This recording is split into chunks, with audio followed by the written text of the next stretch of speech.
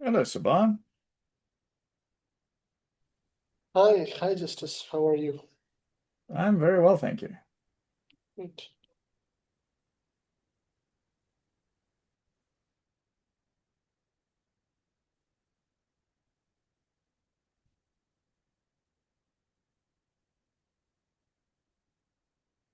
Hello, Colin.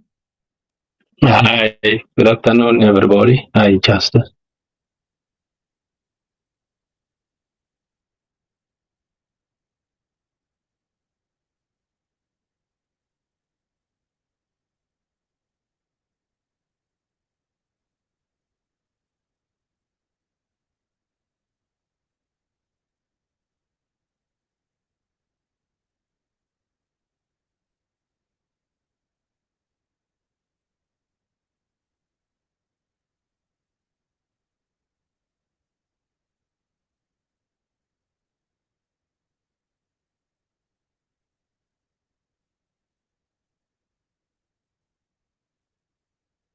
Hello, Ben. Roland. Justice, good to see you. Justice. Thank you. Nice to see you as well.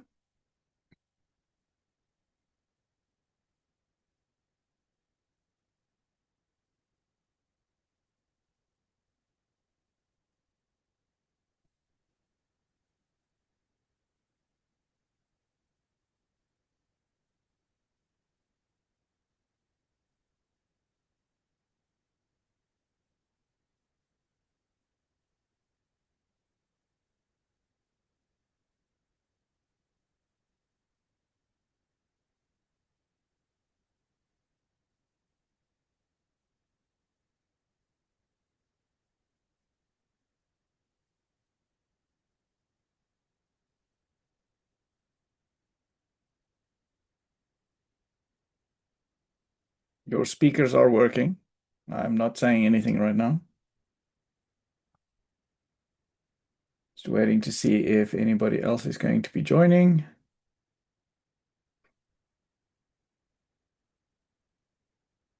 I'm assuming the big news that everybody would be looking for is whether or not there is a release this week. I guess you're going to have to wait to find out.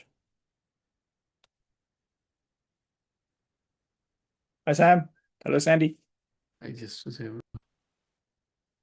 I shall put on the antitrust policy notice in the meantime so that you can read it. If you are unfamiliar with it or if you'd like to know more about it, it is on the screen.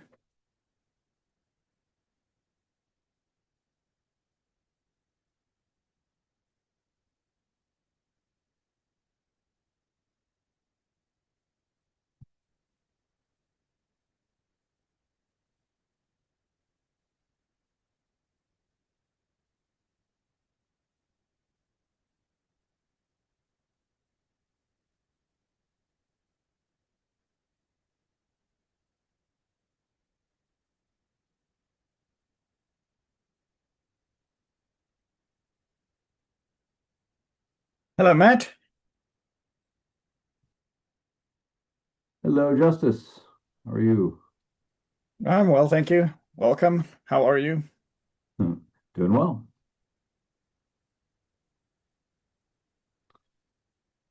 Here at the office this morning. Beautiful day in Seattle.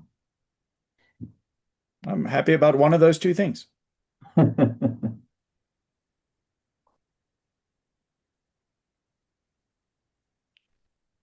Okay.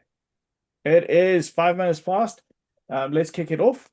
Thank you very much, everybody, for coming. Antitrust policy has been on the screen for a while. If you have any questions, ask the legal department you have access to. Right. We're going to quickly talk about the working group feedback. This is the work that we are doing for Helm chart deployment. And then we're going to do a quick beta testing update. Working group feedback. We have created a new repository now at Tazama Helm that will be hosting the updated Helm charts that we'll be using for a Kubernetes-based deployment. I'm quickly going to put the work that we have been doing here. So in the last it's been quite a while. The community has been collaborating together around defining sort of the requirements, the definition of done, the process here, which is something we did last week. Let me scroll all the way to the bottom. There was a diagram here somewhere. Okay. Thanks, GitHub. GitHub destroyed my diagram. I'll have to find it and replace it. But we defined the process for the Helm charts. And then this week, Brian Oma from IPSL had actually managed to create a baseline Helm chart deployment. And we created a repository now. So that's the repository that is being referenced here. And we will be pushing his version of the Helm charts into that repository as a starting point, and then refining on that from there. So at the moment, you may recall that we have about 5 or 6 different Helm repositories already. We will be deprecating most of the other ones in favor of a single central core Tazama Helm repository. And the Tazama Helm repository here is also named specifically to coincide with our renaming of the full stack repository. So some of you may have seen the conversation and the poll that we ran for the full stack. It is now no longer called full stack Docker Tazama. It is now just called the Tazama stack, which is a lot easier to say and remember and type. So the Tazama Helm will then be following the same naming standard, and that repository has been created here, and we'll be pushing code into that, and then going into sort of a iterative development cycle after that. So once we have our MVP for the baseline Helm deployment pushed into that repository, we will be iterating and adding more functionality to it based on the community's feedback and the contributions so far and everybody's understanding of the requirements to date. So thank you to everybody who participated in that working group. We will probably have one more working group session next week just to refine our process for contribution and heading towards a concrete deliverable. And then we will bring the feedback back into this session and treat it as a normal contribution or a normal project from that point onwards. And maybe just a quick, as we close off our sandbox beta testing, to date, we have 14 people who have registered for access on the sandbox. You will also have seen a note maybe going out that we will be rebuilding that sandbox from scratch over the next couple of weeks. So to reset it to the latest version of Tazama. There have been quite a few transactions submitted through that. A lot of hard work has been going on for evaluation purposes by most of the organizations who volunteered to contribute to the sandbox and spend some time with it. So thank you again, everybody, for helping us test the system and for raising a lot of the issues and enhancement requests that we had found. Those are still logged. We have closed off most of the blocking bugs and issues and packaged the release around the functionality at a specific checkpoint.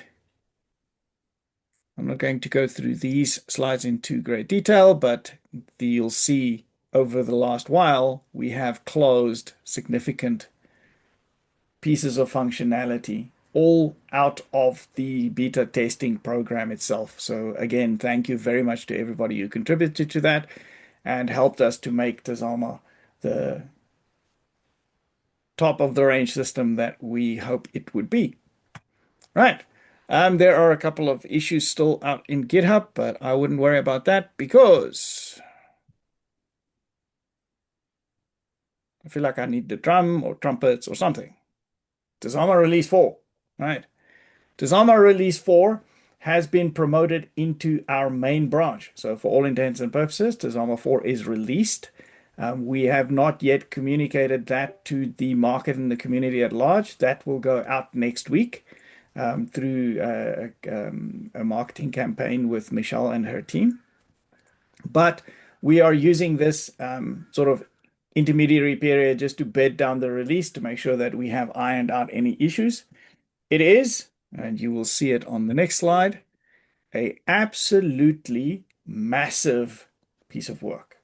So I put together some statistics here, maybe just for everybody to see the scale of the effort that went into the system. So we dropped our first commit for the functionality that went into this release almost exactly to the day, 12 months ago, on the 23rd of July. That was entirely a coincidence. When I went through and I compiled all of the statistics, we effectively promoted the system to the main branch on the 23rd of July. That was entirely a coincidence that I only realized today. So effectively 12 months work of development work onto the system. Work was conducted in 68 repositories. Some of those repositories have also now been consolidated, so we have lost some typology repositories and we have gained a number of new repositories for the new components and functionality that we have compiled. Overall, these are commits performed by actual people. These are not bot commits or Dependabot commits. 38 contributors from more than 5 organizations contributed 6,728 commits at a rate of 1 commit about every 80 minutes. Overall, pieces of code. So the diff for the entire release is 893,000 new lines of code and 63,000 lines of code that had been replaced or cut from the system for a variety of reasons. And this is also a code that is actual code. I didn't count in here all of the things that typically also change, like package.json or the lock files or any of those kind of things. If you added all of those in there, the number of code line changes is well over 1 million.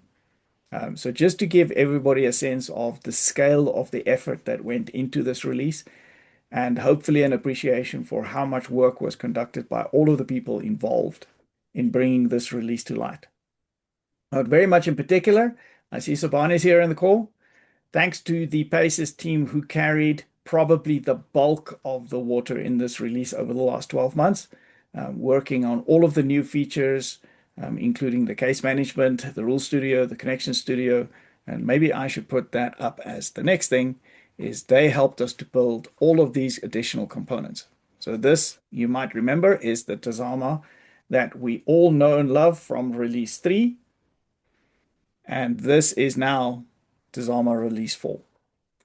This release is available for anybody to explore, experience, and download. The Tazama stack is currently your best opportunity to do that. The Helm chart deployment will hopefully follow in the next week or two. And it's also worth noting that we had spent quite a bit of time on our side to streamline the release processes.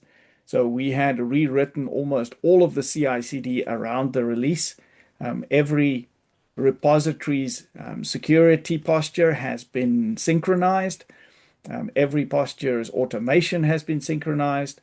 And we also now have a really, really cool, if I do say so myself, thank you to Kyle who implemented this for us.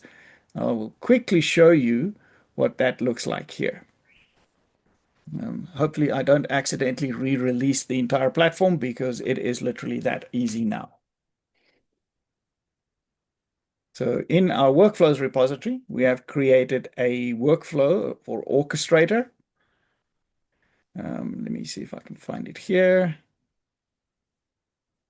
No, hang on. It's easier to find it down here somewhere. There we go. So we can release here any specific group or any specific repository from the dev branch into the main branch, literally at the click of a button. I don't want to click a button by accident because it will trigger a release and it will actually work. So this was a remarkable piece of engineering by our DevOps engineer, Kyle. So thank you also to Kyle for the work that he put into this. I cannot tell you how easy this made the entire release process. Release usually took us almost an entire week of constantly having to update manually package.jsons, do all of the dependencies internally, version bumps, and then have to do the build outside of the GitHub process and then re-put all that stuff back into GitHub for the main branch. All of that is handled automatically through this utility, through this particular GitHub action. If you want to see how it works, you can always have a look at the source code for this GitHub action itself. This is really a remarkable piece of engineering. So thank you very much to Kyle for the work that he put into that. I am sort of torn a little bit here. I know everybody who's been going along on this journey with us has seen a lot of the functionality as it has evolved. I don't want to go into the functionality too deeply today. I think it would be worth us maybe spending some time on each of these components individually over the next few weeks. But I'm going to scroll through these and then just to give you a sense of the functionality and everything else that went into the release. So we have a number of release themes, as we call them. There's the case management system itself, which is now a complete investigative platform, taking you from the alert to the resolution. It is prefaced with a AI-assisted automated triage. So once your system has learned enough about your environment, you'll be able to predict the outcome of investigations and automatically close alerts before they have to be investigated by your investigation team. There are full workflow case lifecycle. You can create manually or automated, assign, unassign, reassign, suspend, resume, reopen, close. There is an entire workflow, and those workflows are customized both for fraud and for money laundering. So on the fraud side, your alerts are handled according to a ACFE equivalent process, and on the money laundering side, according to a FATF equivalent process. So both of those are built into the system up front. You have supervisor and investigator roles. SLAs are managed in the system. So as soon as a alert is created through the automated triage or manually created and then assigned, you will have a clock that starts ticking that will allow you to manage SLAs at the tenant level, giving you the ability to manage SLAs for specific tenants independently of other tenants if you're running a managed service. Priority and severity model has also been split from the SLA management itself, so you have two perspectives on how you treat your alerts in the system. There is a SAR STR filing workflow. Bearing in mind, we call that a workflow at the moment because the system itself does not yet handle full STR or SAR reporting. That is open for future enhancement. We know that different people would prefer to do that according to their own regulatory guidelines. So what we are offering is a workflow for you to facilitate that offline process on your own. But in the long run, you will be able to integrate this with something like, for example, GoAML, which is a backlog item that we are very keen in pursuing at some point. So if you're interested in that, please let us know. And also, if you'd be able to help us deliver that. There is a wide variety of reports that are included in the system, dashboards for investigators. It's probably easier if at some point we do a little bit of a demo on each of these components. So that is something that we would also want to do in the future. You can export the reports and dashboards. There's a whole lot of information that you can view around operational management of your cases in the system.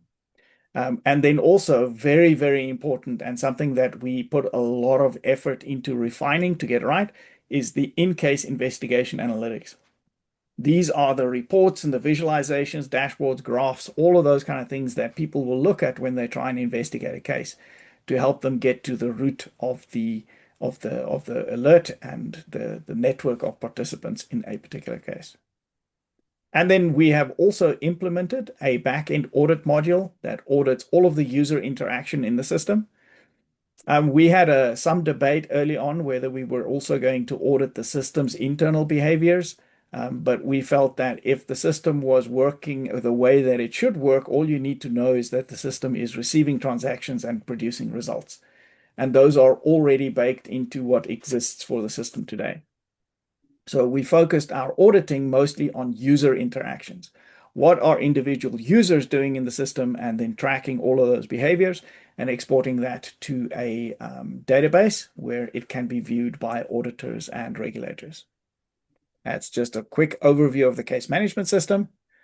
And then we have the Connection Studio and the data pipeline.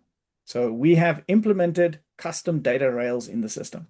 So effectively what that means is if you don't want to use our existing ISO 20022 locked-in data rails that you can access through the TMS API, you can entirely roll your own data pipeline in the system, and it uses the system's existing milestones and evaluation beats to perform evaluations. Obviously, if you are building your own data pipeline, you're also going to want to build your own rules. I'm not going to go through this in too much detail, but there is also, as part of the Connection Studio, the ability to add enrichment data.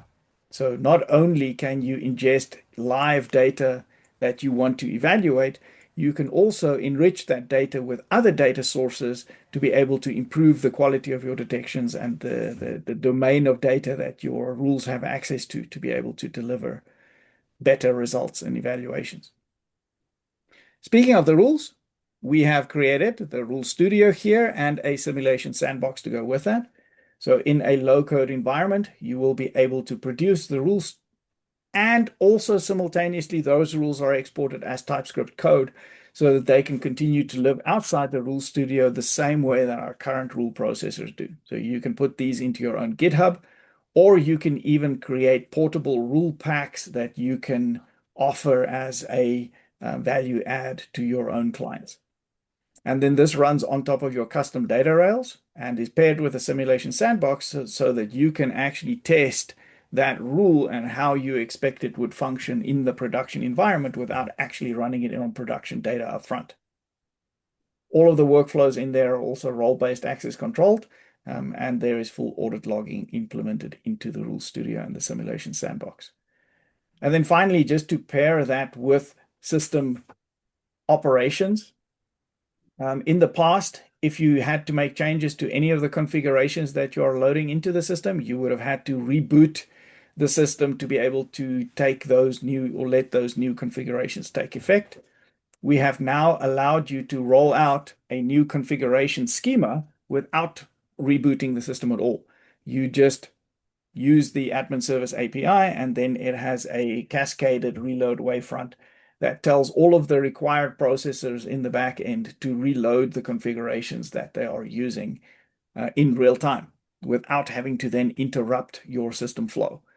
Existing transactions that are being evaluated according to the previous schema will wash out naturally according to the previous configuration, and all new transactions will then immediately be evaluated with the new schema. And that will allow you to offer uninterrupted ongoing evaluations in the system. And then finally, but not the least here of the new components, the business intelligence, analytics, and reporting module, which is a lot more than just a module. It is an entire analytics data lakehouse. At some point, we're going to ask Sandy to take us through the entire stack and the data journey and provenance.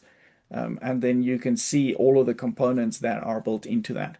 It is based on largely the Apache stack, Apache Ozone, and combined with Jupyter Hub for the reporting and also the AI and machine learning development that you expect to take place over data that you have collected in the data lakehouse.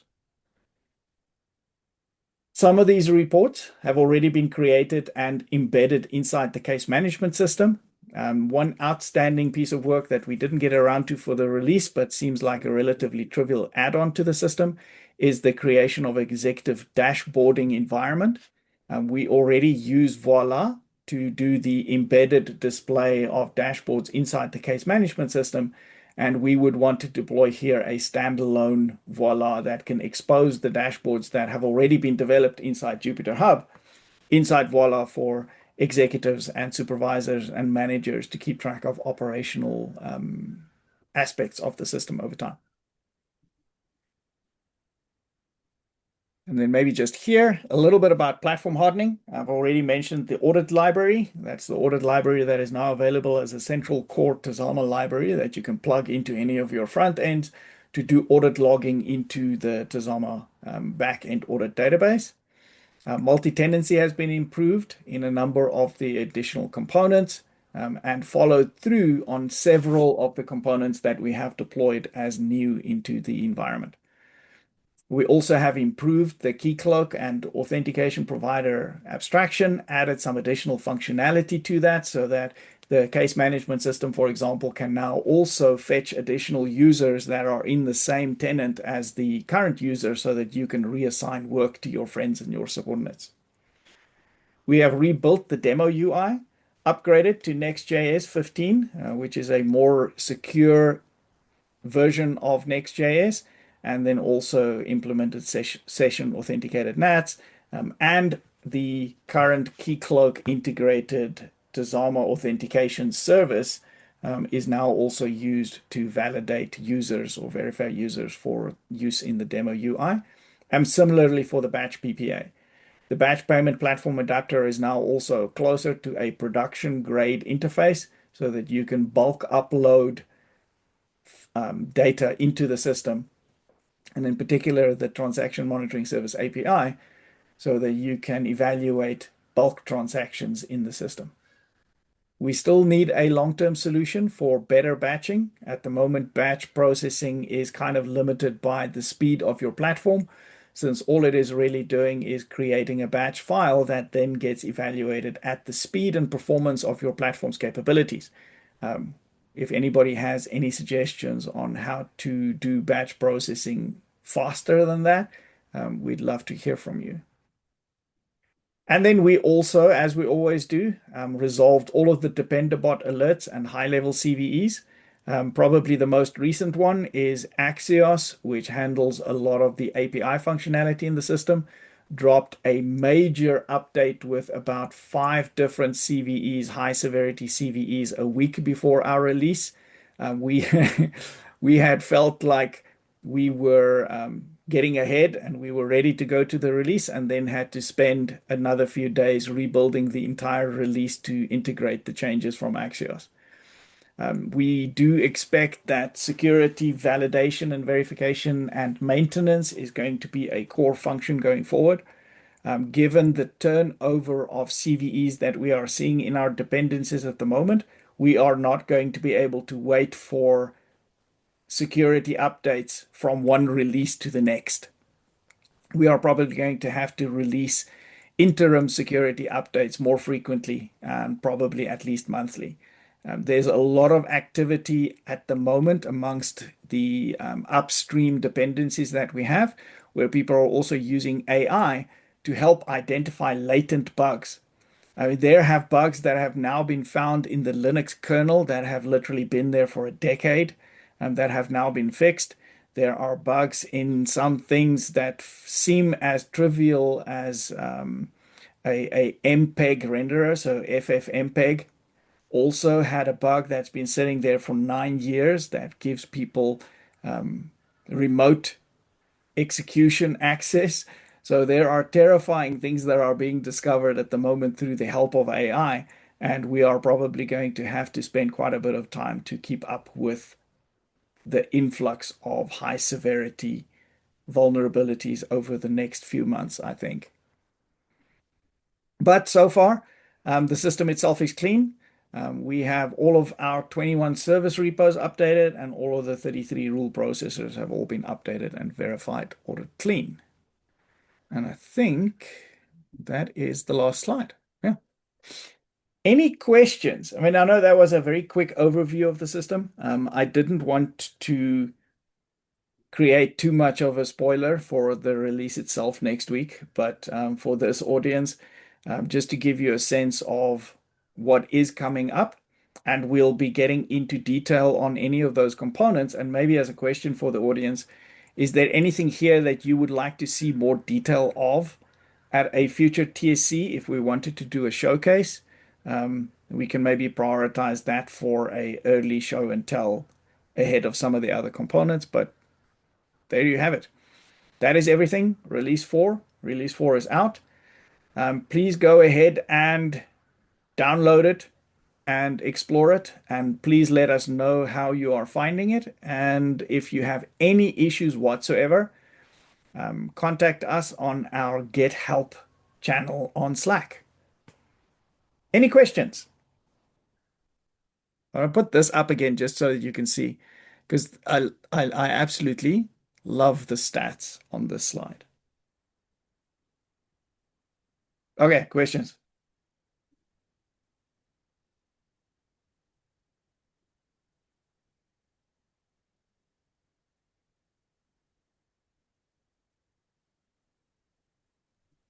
Alrighty. I think Justice, you've awestruck everybody. That's what I was aiming for. Shock and awe. So Justice, this is awesome, and I start with the positive, of course, because this is fantastic. Is it worth spending a couple minutes on the blocking bugs and just what's remaining?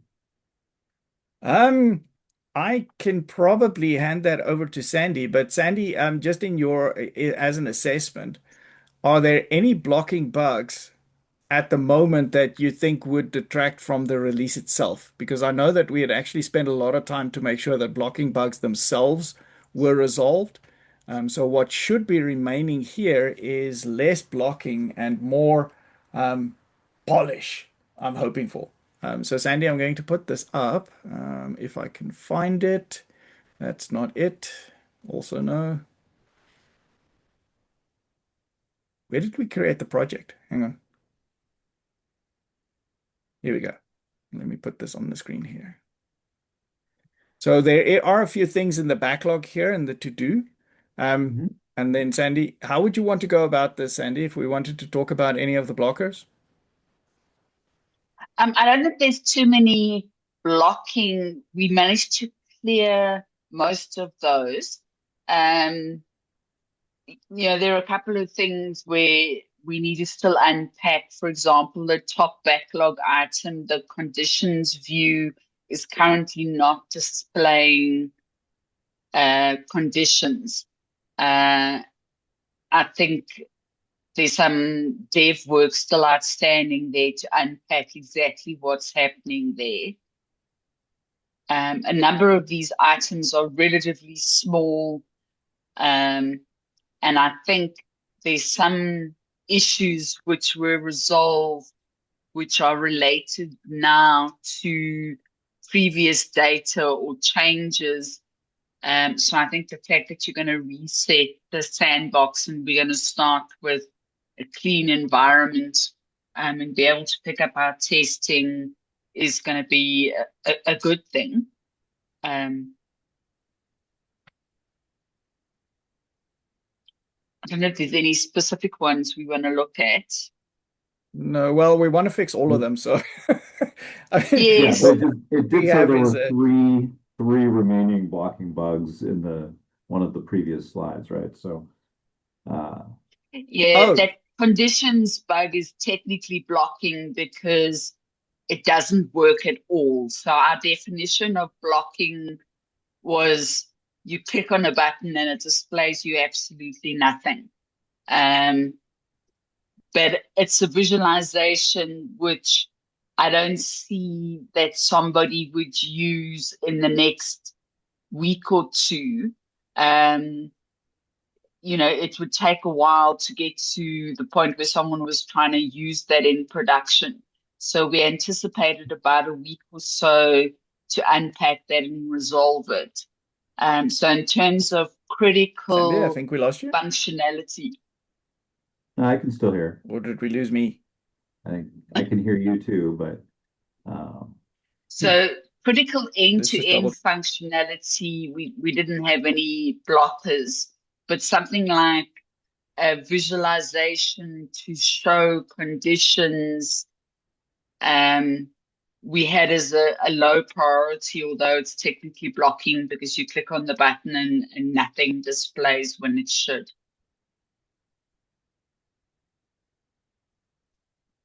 Did we lose Justice? perhaps he may not be able to hear us. I'm back now. Thank you. My Okay. connection's been up and down all day. Yes, I'm back. Okay. So I don't know, Cool. Sandy. I obviously missed how you ended that conversation, but from our perspective, is we are aware that there are still a couple of things outstanding.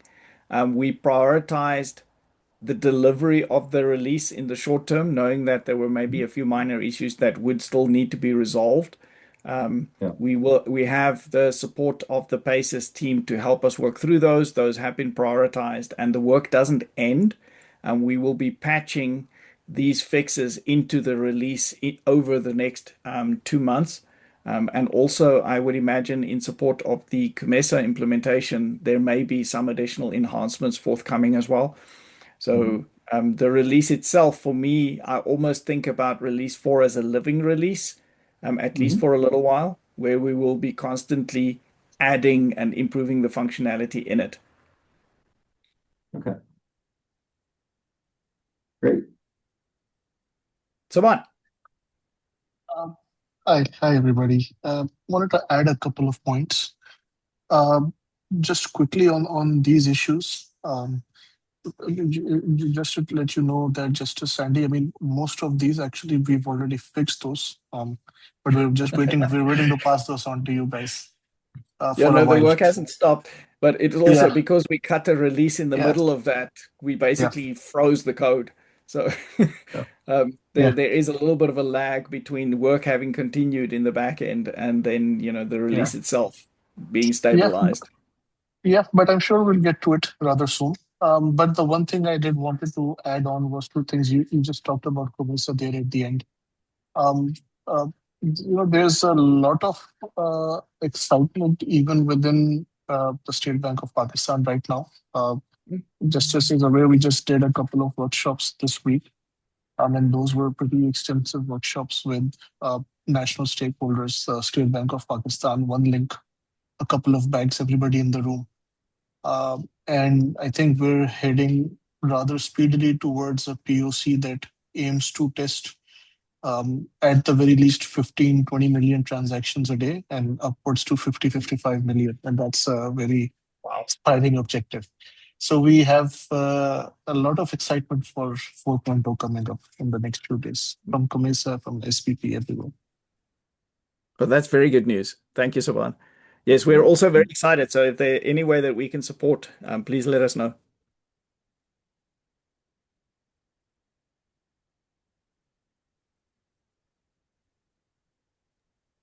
Absolutely. Of course. Thank you. All righty. Any more questions?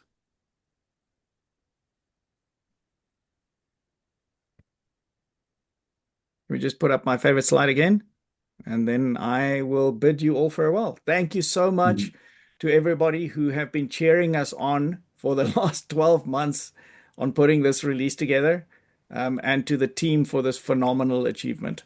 Thank you, thank you, thank you. Thank you. Bye, everyone. Bye. Great work. Thank you, everybody. Thanks, Colin.